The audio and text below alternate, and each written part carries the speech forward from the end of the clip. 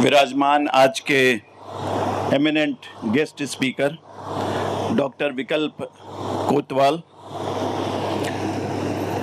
हमारे ED HES श्रीमान जयशंकर जी, हमारे हेड एचआरईआर श्रीनिवास राव जी,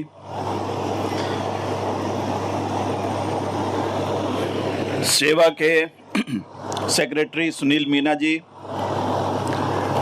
यहाँ पे हमारे वीसीसी के मेंबर्स विनोद कुमार जी, और यहाँ पे जितने सेवा के मेंबर्स हैं, जितने सदस्यों को आमंत्रित किया गया, यहाँ पे सभी उपस्थित साथियों, भाइयों और बहनों, आज का ये कार्यक्रम में आपको जरूर बहुत कुछ सीखने को मिला। हमारे बीच डॉक्टर विकल्प कोतवाल थे। उन्होंने आपको हमारे संविधान के निर्माण में जो ड्राफ्टिंग कमेटी के चेयरमैन आदरणीय बाबा साहब अम्बेडकर, भीमराव रामजी अम्बेडकर, उनके विचारों के अलावा उनमें क्या गुण थे, क्या क्वालिटीज़ थे, उसके बारे में बताया। और डॉक्टर साहब को एक बड़े दृष्टिकोण से देखने की ज़रूरत के बारे में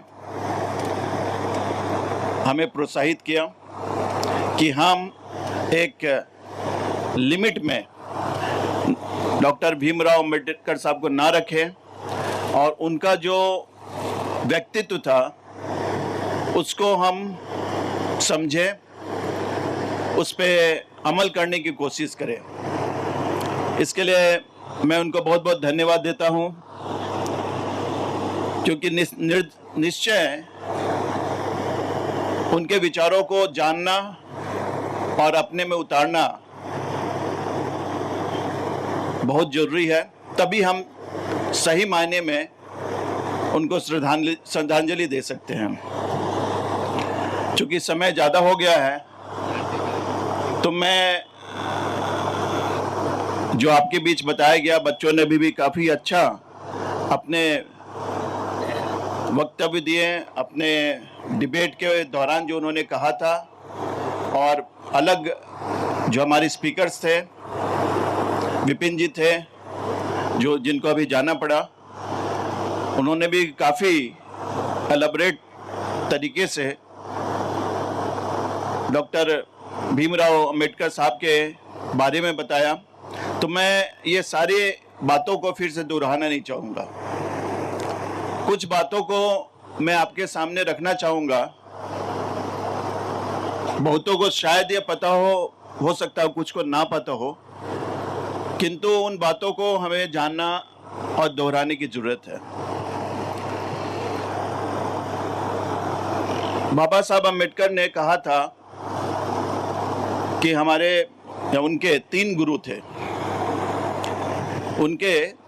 थे। पहला गुरु उन्होंने भगवान बुद्ध को माना और बौद्ध धर्म स्वीकार किया। उनको लगा जो कुरीतियाँ हिंदू धर्म में जड़ कर गई है, अभी बुद्ध धर्म में उन कुरीतियों को अभी वो कुरीतियाँ नहीं हैं, और सही मायने में बुद्ध धर्म, बौद्ध धर्म मानव समाज के लिए कार्य कर सकती है, जिसके कारण उन्होंने बौद्ध धर्म स्वीकार किया। तो भगवान बुद्ध को मानने के पीछे उनका 3 विचार थे कि बुद्ध धर्म में 3 बातों पे बहुत जोर दिया गया है। एक तो है प्रज्ञा, मतलब ज्ञान। दूसरा है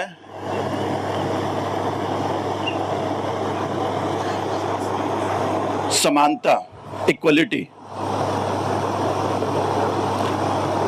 है ना। प्रज्ञा, समानता, और तीसरा है जो कर्म के बारे में बताया गया है, और जो भगवान बुद्ध ने कहा कि दुख हमें क्यों है, और वो दुख के पीछे हमारा जो सोचने का तरीका, हम जो हर बातों में हर चीज़ को के साथ संबंध स्थापित कर लेते हैं, हम उससे एक्सपेक्टेशन रखने लगते हैं, और उसको उससे दूर होने के लिए कैसे हम दुख को दूर कैसे कर सकते हैं, तो उसके लिए हम बुद्धत्व की प्राप्ति या मोक्ष की प्राप्ति या इनलाइटनमेंट को प्राप्त हो सकते हैं। तो इन सारी बातों को ध्यान में रखते हुए उन्होंने जब स्टडी किया, अध्ययन किया, तो उनको भगवान बुद्ध को उन्होंने पहला गुरु माना। दूसरा गुरु उन्होंने संत कबीर को माना। उनके पिताजी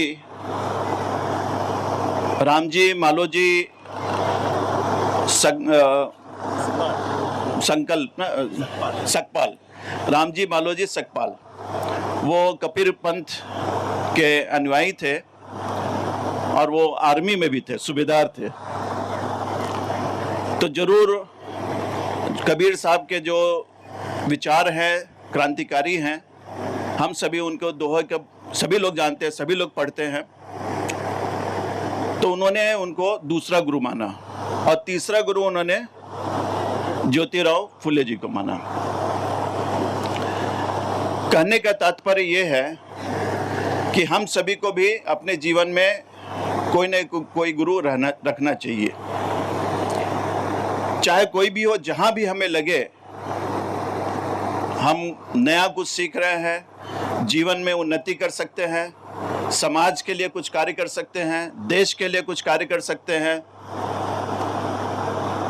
साधारण जनता के लिए कुछ कार्य कर सकते हैं, और जिनके विचारों से हमें ये करने की प्रेरणा मिले, तो जरूर हमें एक गुरु रूप में किसी को स्वीकार करना चाहिए, जिससे कि हम समय समय पर उनसे मार्गदर्शन, उनके विचारों से मार्गदर्शन देते रहे।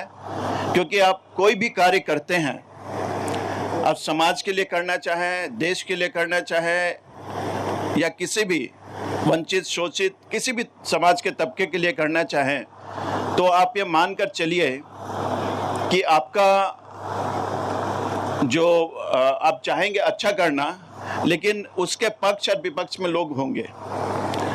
आप निश्चित रूप से चाहेंगे कि हम तो इसमें हमारा कोई अपना इंटरेस्ट नहीं है, फिर भी लोग उसका गलत मीनिंग निकालेंगे और आपको भला बुरा कहेंगे, क्योंकि समाज में हर तरह के लोग हैं, सोचने का जरिया अलग अलग है, और अलग अलग तरीके से डिफरेंट पर्सपेक्टिव से लोग देखते हैं। तो वो अपने तरीके से अपने एक्सपीरियंस के बेसिस पे उनका क्या एक्सपीरियंस रहा है, कहाँ पढ़ाई हुई है, क्या क्या हुआ, इसके ऊपर में उनका अपना विचार बनता है। तो ज़रूर आप कभी भी किसी भी कार्य के लिए 100% सपोर्ट नहीं प्राप्त कर सकते। ज़रूर विरोध भी होगा, जैसे बाबा साहब ने भी देखा।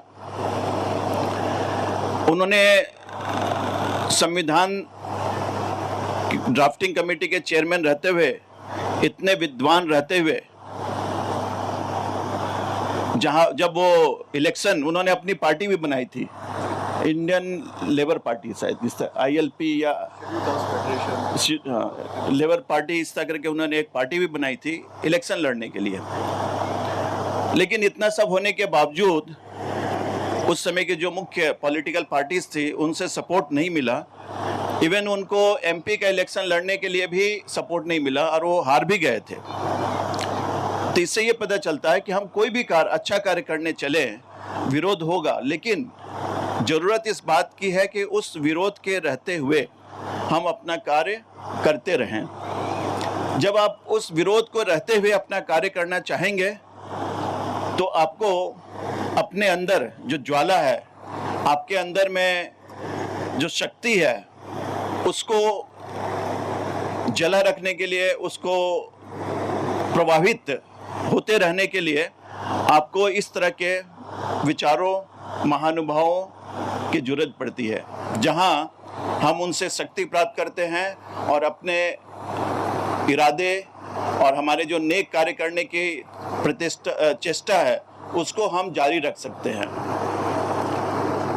तो ये मैं आप सबों के बीच कहना चाहूँगा कि जरूर इस पे आप सोचें, और जीवन में आगे बढ़ना हो तो किसी न किसी को जरूर गुरु बनाएं और उनसे मार्गदर्शन लें, उनके विचारों को समझें।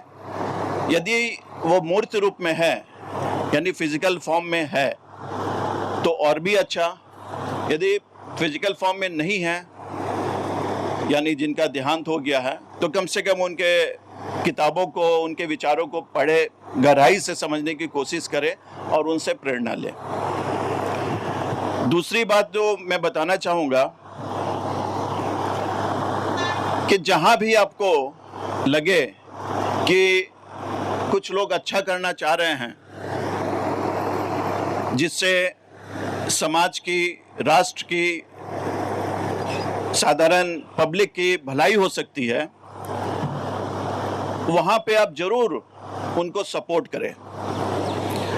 पहले बार में मैंने कहा कि कोई भी आप करना चाहेंगे तो अपोजिशन होगा, लेकिन मैं दूसरे बात ये बताना चाहूँगा कि जो हम सभी यहाँ उपस्थित हैं, कम से कम हम ऐसे कार्यों को सपोर्ट जरूर करें, जो भी हमारा सामर्थ्य हो, जितना भी हमारा कैपेसिटी हो। ये इसलिए भी जरूरी हो जाता है कि आपके एक सपोर्ट से एक डॉक्टर भीमराव अंबेडकर जैसा महामानव बन सकता है। 1912 ईस्वी में जब बाबा साहब एल्फिंस्टन कॉलेज में बीए की पढ़ाई कर रहे थे, उन्होंने अच्छा अंक अर्जित किया था, लेकिन आगे की पढ़ाई कैसे हो, समाज में छुआछूत और इस तरह के जो कुरीतियाँ थी, अभी से बहुत ज़्यादा थी, पैसे भी चाहिए, तो उनको पैसा कहाँ से मिले।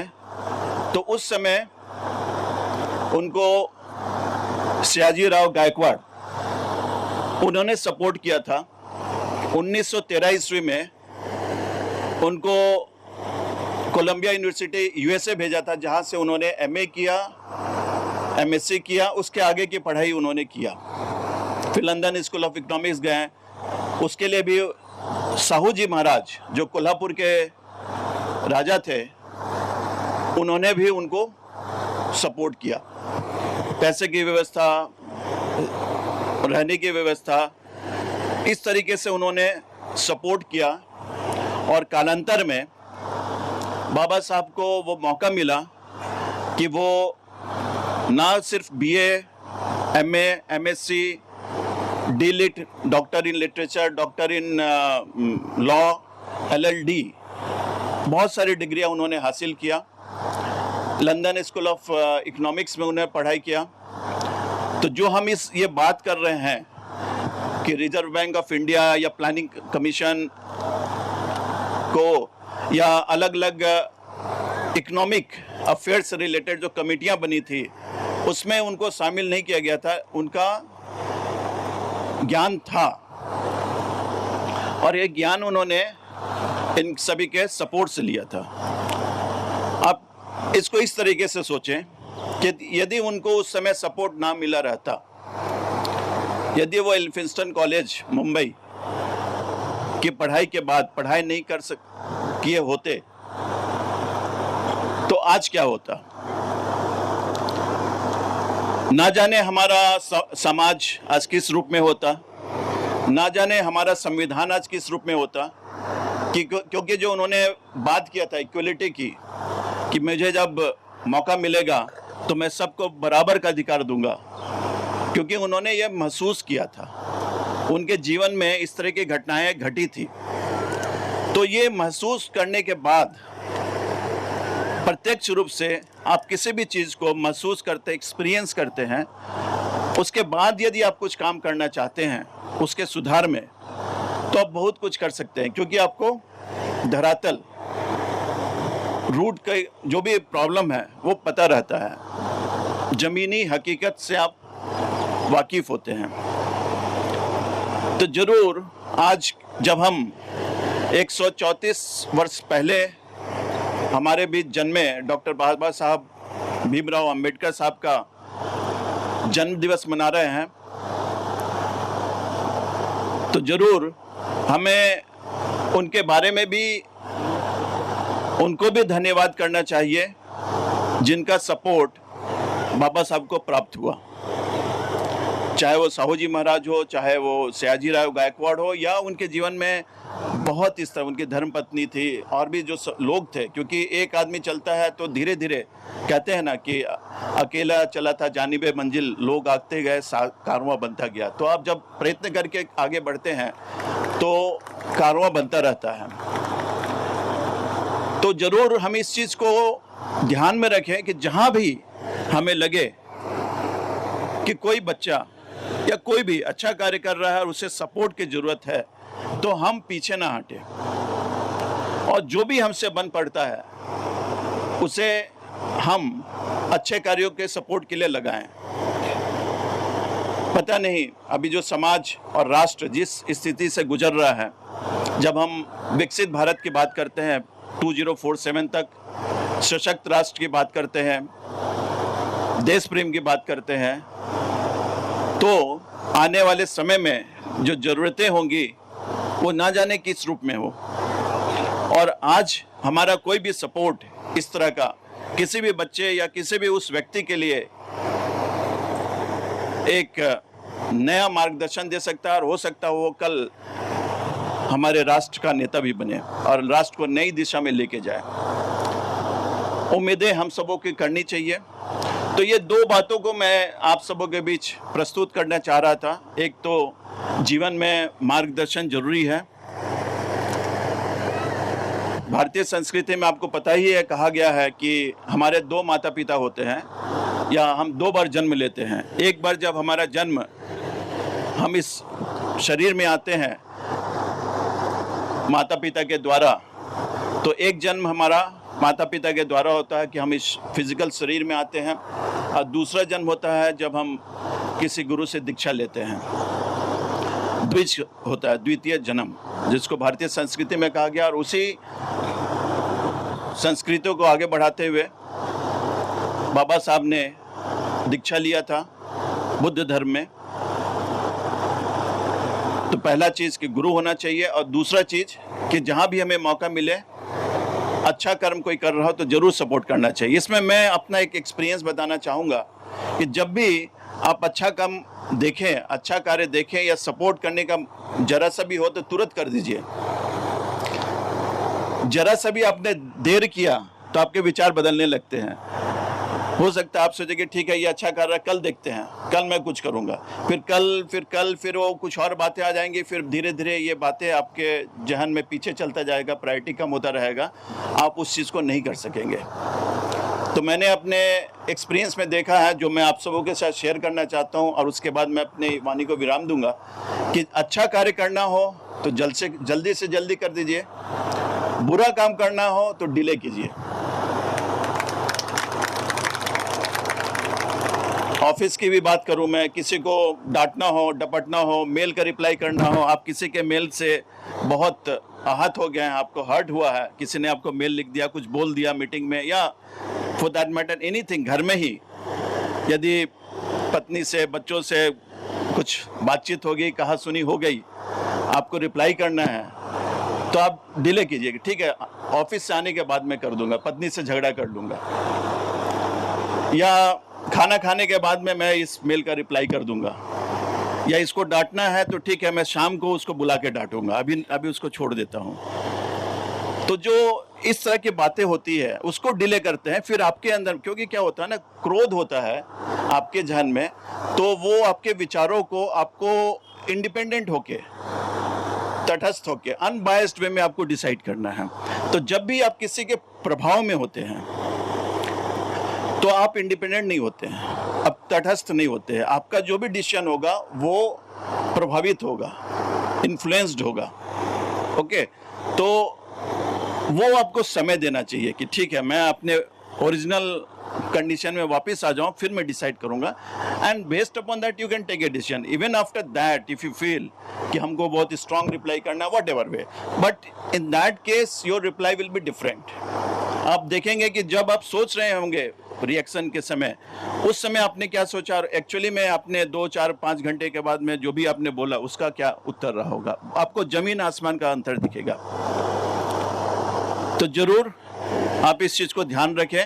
अच्छा काम दिखे, उसका सपोर्ट जो भी आपके पास, आपको आर्थिक रूप से किसी को मदद करना है, किसी को बच्चे का फी देना है, जो भी तरीके से करना है, इमीडिएटली जो है आप कर दीजिए और भूल जाइए उसको, कल पे मत टालिए। और जहाँ रिएक्ट करना है, गुस्से में कुछ करना है, वहाँ थोड़ा टाल दीजिए। तो ये मैं आप सबों के साथ शेयर करना चाह रहा था। आज का दिन बहुत ही इम्पॉर्टेंट दिन है जब हम इस तरह के महामानव जो हमारे बीच जन्म लिए, इस धरती पे रहे, इस धरती पे चले, हमारे राष्ट्र के लिए कार्य किया, हमारे संविधान के लिए कार्य किया, लोगों में इक्वलिटी लाने के लिए काम किया, जस्टिस के लिए, लिबर्टी के लिए कार्य किया।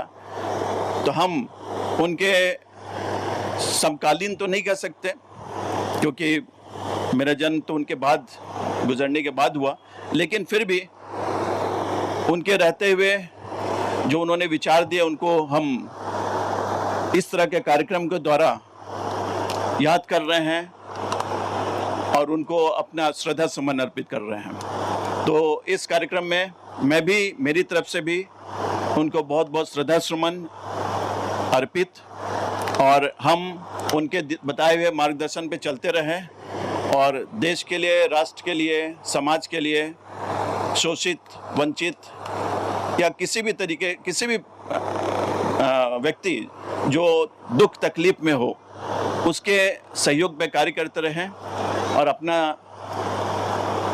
कंट्रीब्यूशन समाज के लिए देते रहें। इसी चीज़ को ध्यान में रखते हुए मैं पुनः आज के इस कार्यक्रम को आयोजित करने के लिए टीम सेवा, विपिन भारतीय जो CWC के प्रेसिडेंट हैं, सुनील मीना जी सेक्रेटरी, और पूरी टीम सेवा, हमारे पूरे HR और जितने लोग यहाँ पार्टिसिपेट किए, जितने बच्चे यहाँ पे पार्टिसिपेट किए, कल परसों जब से प्रोग्राम चल रहा है तो बड़ी संख्या में लोगों ने इसमें पार्टिसिपेट किया। सभी को बहुत बहुत धन्यवाद देता हूँ, उनके घर वालों को, उनके माता पिता को, उनके परिवार वालों को, कि उन्होंने अपने बच्चों को प्रेरित किया, इतना अच्छा पेंटिंग पोस्टर्स बनाए, और मैं उम्मीद करता हूँ कि आगे भी वो इस तरह कार्य करते रहेंगे। धन्यवाद। जय हिंद।